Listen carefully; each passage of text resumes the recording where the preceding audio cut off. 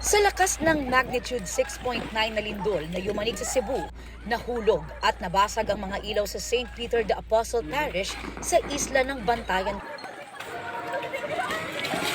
Bumagsak ang harapan ng simbahan na mahigit 400 years na ang tanda.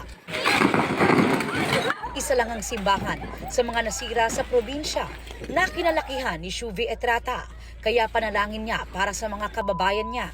Sa mga taga-Bugo diha, sa mga taga-Sanrem, padayon lang mo sa pag-ampo. Ayaw mo o give up sa mga nasalanta o sa mga naglisod karon. Akong pag-ampo na ninyo, unta mag-remain strong ra mo, ayaw mo give up. Naami, magpadala mi og tabang para sa inyo ha. Together dilita mo suko dita ay mo kabalakan na arami diri para ninyo o kung saan mo matabang kaya na mo buhaton para ninyo. Kaya ni nato tanan. Ayon kay Shuvi, malapit lang ang Bugo, ang epicenter ng lindol sa Bantayan Island kung saan siya lumaki.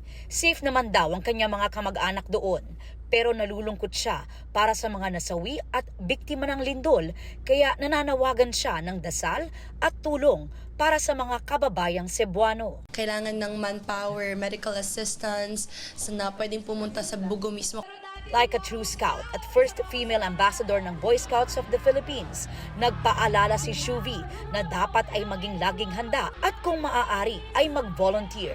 Nagpadala na ako ng tulong sa LGU doon, volunteers natin doon. Ang kapwa Cebuana at Encantadia Chronicles Sangre co-star na si Manilyn Reynes nagpost naman ng panalangin at nanawagan din ng tulong. Dasal din ang panawagan ng gumaganap bilang si Celebes sa Encantadia na si Gazini Ganados. Ang fellow Cebuana at Sparkle Beauty Queen na si Bea Gomez nanawagan din ng tulong for Cebu at nagbabala sa aftershocks.